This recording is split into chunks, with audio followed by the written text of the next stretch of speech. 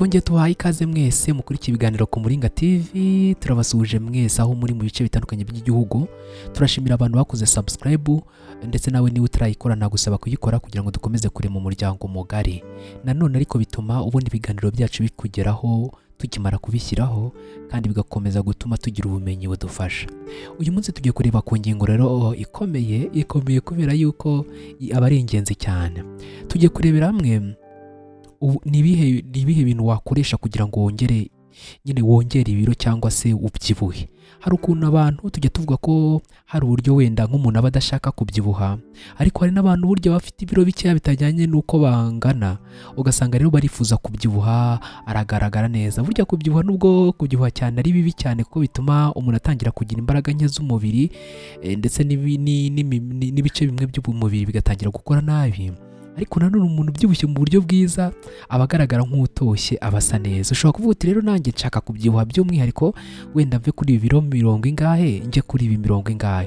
Rero aka kanya ndagira ngo nkugire inama cyangwa ibintu by'ingenzi wakoresha kandi byiza byagufasha kubyibuha nawe ugasa neza, nyine ya myenda ntigikujabuka. Hari ukuntu uba usanga nk'umuntu ukuntu angana, imyaka ye, uburebure bwe bidahura n'ibiro afite pe, ugasanga arananutse pe, ugasanga bamwita ya mazina.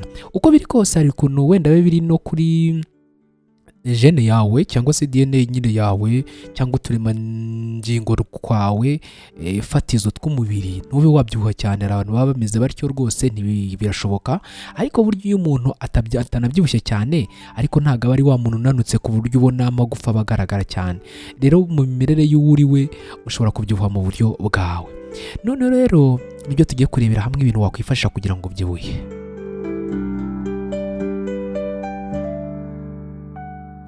Nubwo abantu benshi nyine bakunze kuvuga ku mafunguro afasha gutakaza ibiro cyangwa se kunanuka, ariko ntitwakwibagirwa ko hari n'abandi baba bifuza kongera ibiro cyangwa kubyibuha. Ibi nabyo ni ibintu biba bikenewe cyane. Dore rero amwe mu mafunguro yagufasha mu ntego yawe yo kongera ibiro ndetse ugatangira kubyibuha. Amwe rwose aroroshye cyane, wajya ubikoresha cyane kandi biba byoroshye ku buryo bworoshye. Ikintu cya mbere ni ugukoresha imineke. Imineke irashoboka rwose ahantu hose mu Rwanda. Ntekereza ko guhera ku biceri 50 cyangwa 100 kuzamura ushobora kuba wabona umuneke. Ni kimwe mu biribwa byiza kandi byagufasha kubyibuha ndetse by'intungamubiri nziza kandi rwose by'ingenzi. Ushobora kurya umuneke nyuma yo gufata ifunguro rya mu gitondo cyangwa se ukawuvanga na yawurute. Ubwo ni abantu barya yawurute, ariko mu buryo ubwo aribwo bwose ifunguro ryose ugiye gufata muri iyi minsi ugiye ushyiraho akantu k'umuneke. Ibi bintu byagufasha. Buriya umuneke ni ingenzi cyane mu buryo bw'umuntu ushaka kuba yabyibuha.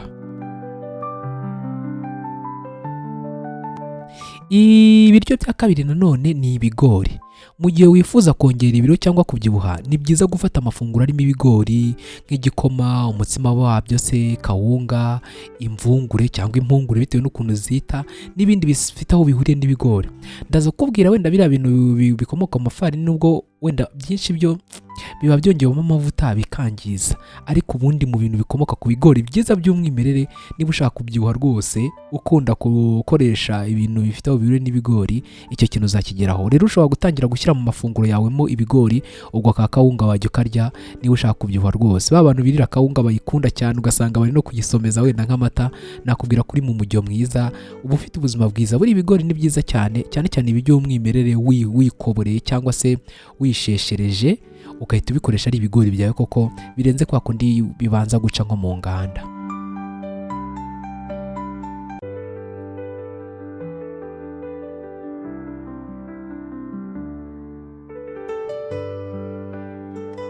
Noneho ikindi kintu cya gatatu rero ni ukurya inyama by'umwihariko z'inkoko.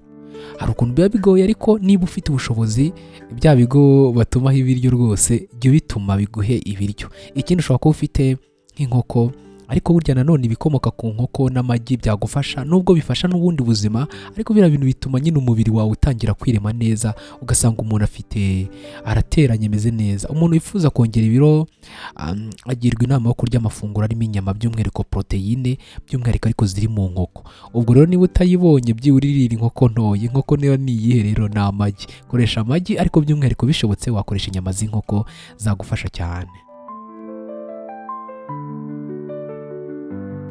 ku muntu ushaka kubyibuha nanone hari ikintu atagomba kwirengagiza, ni ukurya ibiryo birimo amavuta. Gusa aha ngaha ugomba kwitonda cyane kuko amavuta nanone kuyakoresha cyane bishobora gutera ikibazo cyane, ariko ndaza kubwira amavuta meza y'umwimerere rwose wajya ukoresha. Gusa niba ushaka kubyibuha ibiryo birimo amavuta rwose tangira ube inshuti nabyo. Umubiri ukenera amavuta kugira ngo ibiro byiyongere, wakoresha by'umwihariko nk'amavuta ya Rayona, nyine ariya ya olive oil, amamesa, ay'ibihwagari ndetse n'andi mavuta. Aya ni umwimerere agufasha kubyibuha neza kandi ukaba utari kwangiza ubuzima.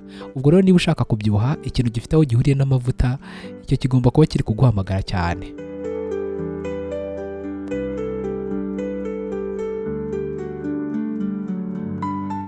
Ikindi kintu rero buriya ushobora kuba wakoresha mu muntu ushaka kubyibuha ni imbuto ariko zidafite amazi menshi.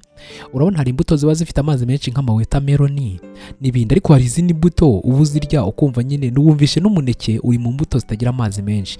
Nawe tekereza izindi mbuto ziba zifite amazi makeya, ubwo ndumva na twa marakuja tuba turimo aho ngaho hafi aho ngaho, ubwo rero n'amavoka barimo hafi aho ngaho. Reba imbuto zose ziba zifite uburyo zifite ireme mu kuzirya, na za zindi ziba zifite amazi makeya ariko atari za zindi ujya kurya ugasanga nyine amazi yuzuyemo. Nubwo nanone imbuto zirimo amazi arimo aryoherera cyane, wenda nk'inanasi ndetse n'izindi nazo ugomba kuzikoresha, ariko izi mbuto zindi zirimo amazi asa nkaho yumye akomeye cyangwa se zifite amazi makeya zizwi nk'amadefruit sexe, izi ngizi ni ingenzi cyane kuko ziragufasha kuba watuma ibiro byawe byiyongera cyane.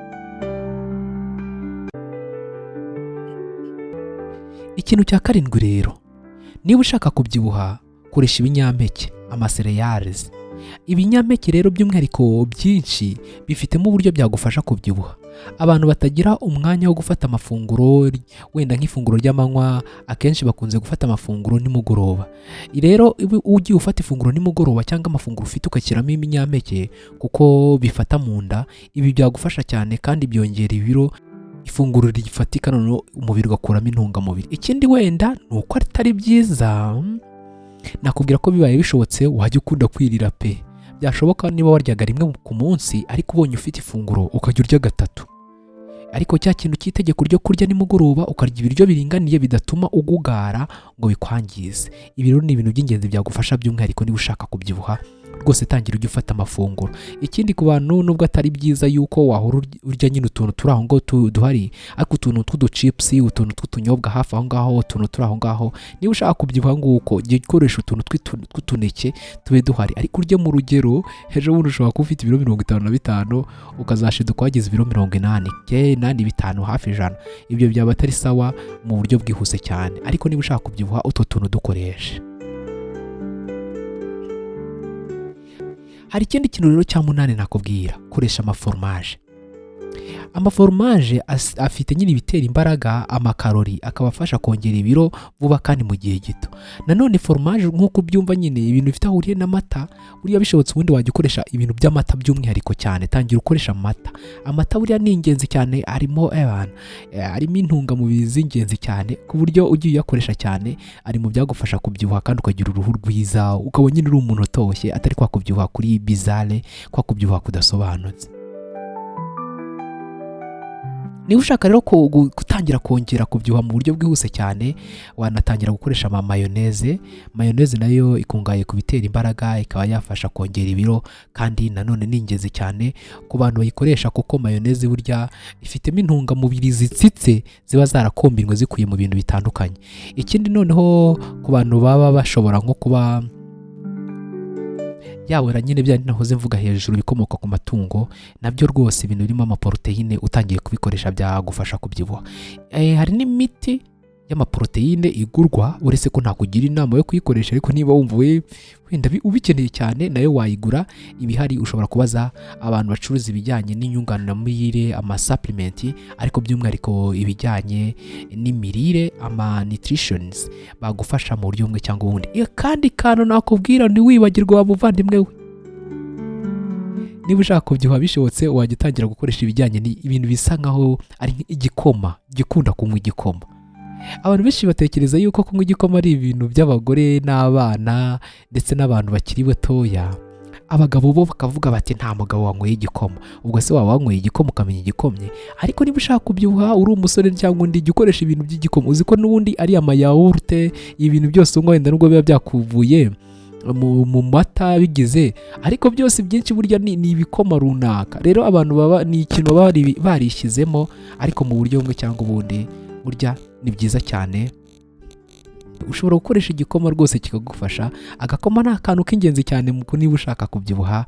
Sava rwose jya ugakoresha kugira ngo birusheho kugenda neza. Nkwifuriza rero kugera ku byiza ndetse ugire amagara mazima ari mu buzima bwiza buzira umuze, ugire imana n'amafaranga, kandi dukomeze kubana kuri uyu murongo. Niba utarakoze subscribe nagusaba kuyikora kugira ngo ibiganiro bitandukanye bijye bibasha kugeraho, kandi tubashe kurema umuryango mugari w'abantu bafite ubumenyi ku buzima bwabo, twitungire amagara mazima. Njya mvuga nti ubuzima niwo mutungo dutunze iteka. Fondasiyo y'ibyo twifuza kugeraho byose ishingiye ku buzima. Noneho nkakubaza ikibazo ngo ni iki waburutisha? Ntaba ari wowe rero ubura amagara cyangwa se ubura ubuzima kandi ubureyo. Ciao ciao, dukomeze kubana kuri uyu murongo. Ndi Josh.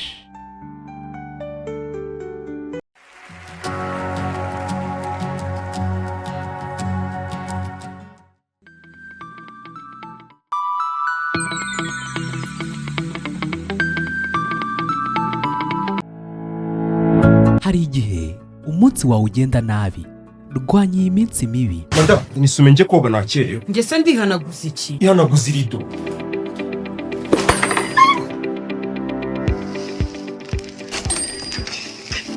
Ni gutuma inyama zapfuye. Inyama uzibika mu ndobo. Kandi ibi byose biterwa no kutagira freezer. Kanye basubiza.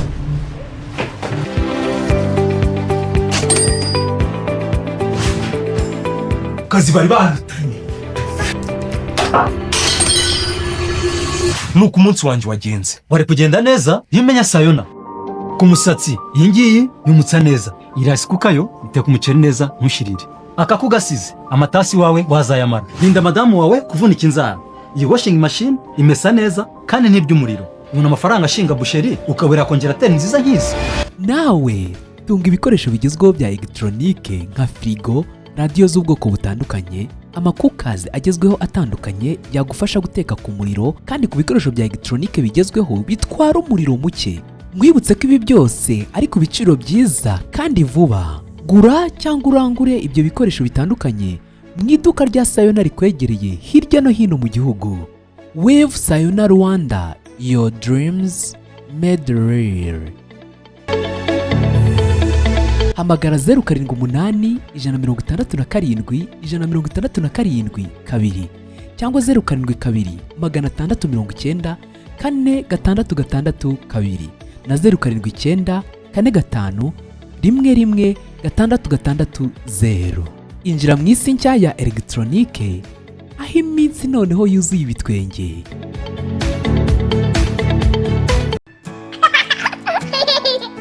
Ushaka gutangiza umunsi ibyishimo n'umuryango wawe? Koresha Monty, ifu nziza yuzuye intungamubiri n'imbaduko y'umunsi. Koresha Monty Monty. Wanayikoramo n'ibindi biribwa biryoshye kandi byuzuye intungamubiri. Ifu ya Monty ifite ikirango cy'ubuziranenge S-Mark, ikozwe muri soya ikaranze, ingano, amasaka, ibigori, uburo n'izindi ntungamubiri zikomatanije mu ndemabuzima zasesenguwe n'abahanga mu by'ubuzima n'imirire ba Rainbow Health Food. Sangiza inshuti inkuru nziza, ibigo by'amashuri, amatsinda y'abantu babana ari benshi, ndetse no mu rugo iwawe. Ntubure Monty. Baza Monty kuhe Monty ikore. Baza Monty muri supermarket n'amaduka bikwegereye, cyangwa uyigura unyuze kuri wa3.montimall.com. Mbaza Monty kuri 078 167 167 2 cyangwa 0788 26 62 68. Akarusho kandi, sura urubuga cyangwa duhamagare kuri izo nimero duhuza uburyo bw'imikoranire kuko dushaka ibyishimo nawe. Mbaza Monty.